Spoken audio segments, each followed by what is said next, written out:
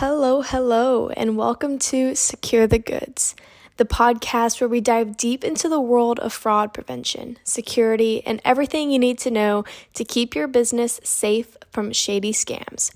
I'm your host, Kirby, and today we've got a real eye-opening topic: retail fraud, role-based access controls, and why just good enough isn't good enough when it comes to securing your business. Imagine this. You wake up one morning, grab your coffee, check your email, and then boom, you find out that your company just got scammed out of $8,000. $8,000, that's a lot of money.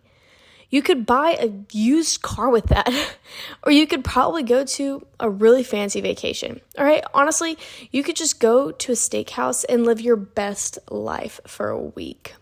But no, it's gone, vanished. And the worst part, that wasn't a random attack. It was an inside job. This is the reality of retail fraud. It's real, it's scary, and it can happen to any business, big or small. So what can we do to stop this?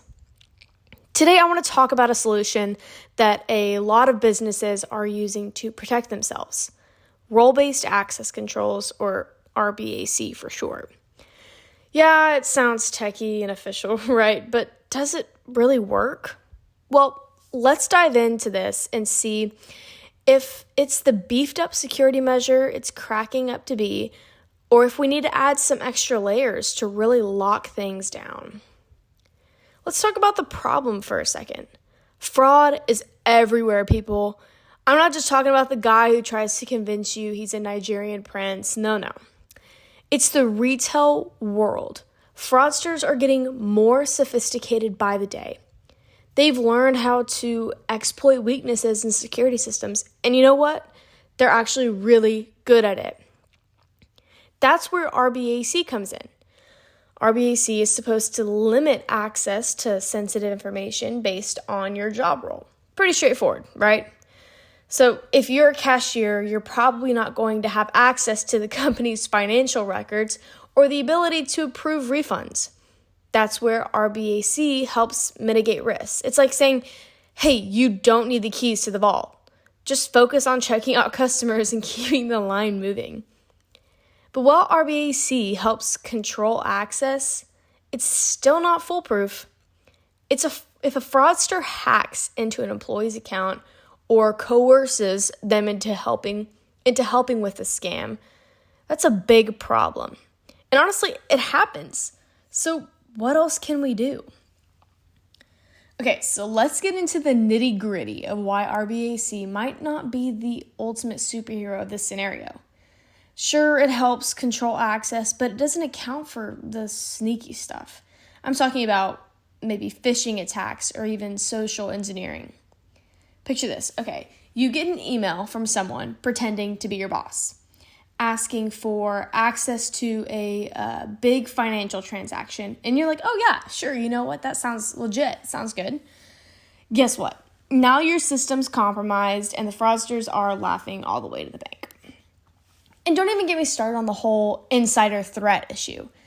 If an employee is in on the scam, RBAC is just like trying to lock you out your front door, but leaving the back gate wide open. It's not enough. So what's the solution? So here's where things get good. The solution to beefing up your security is actually really simple. Secondary verification processes.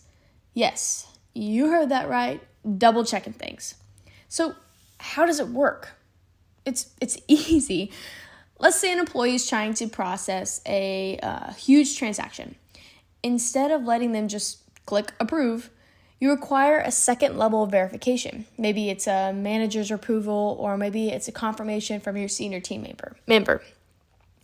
It's like when you're trying to leave the house without your phone and your friend says, wait, did you grab your wallet? And you're like, no, I didn't. Secondary verification is like an extra safety check. It's like a backup dancer who steps in and is like, hey, did you triple check that? According to the Cybersecurity and Infrastructure Security Agency, secondary verification can dramatically reduce fraud risks. It acts kind of like a safety net, catching transactions that seem off. So when something raises a red flag, someone else can step in and say, hold up, let's double check this before anything goes down or, any money changes hands. Now, I know what you're thinking.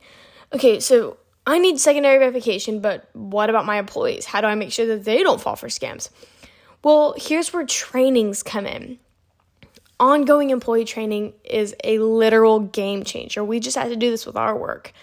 When employees understand common fraud tactics, they become the first line of defense. So picture this. Employees are like the bouncers at a club. If they've been trained properly, they'll spot the sketchy characters trying to get in before they even try to swipe a drink.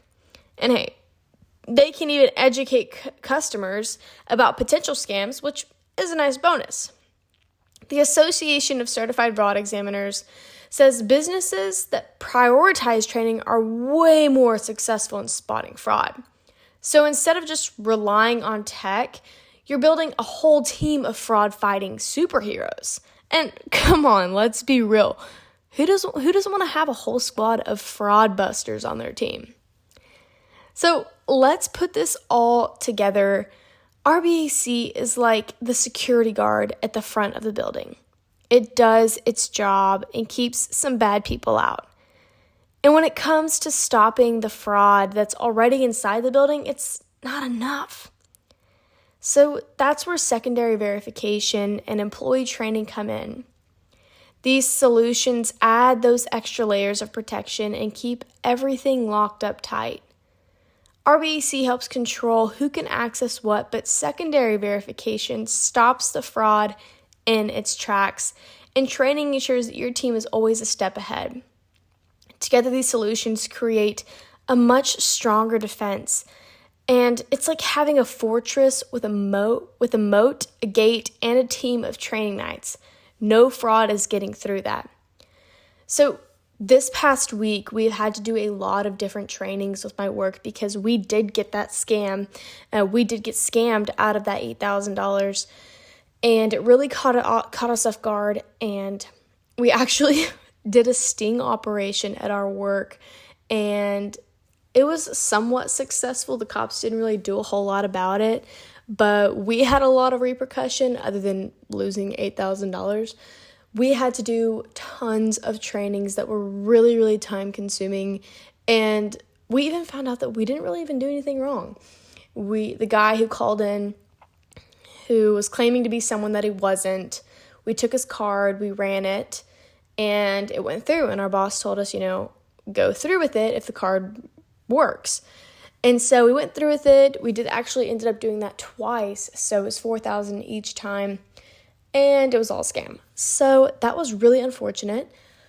But watching these trainings have really been an eye-opening experience to things that we have been doing that we didn't realize were wrong.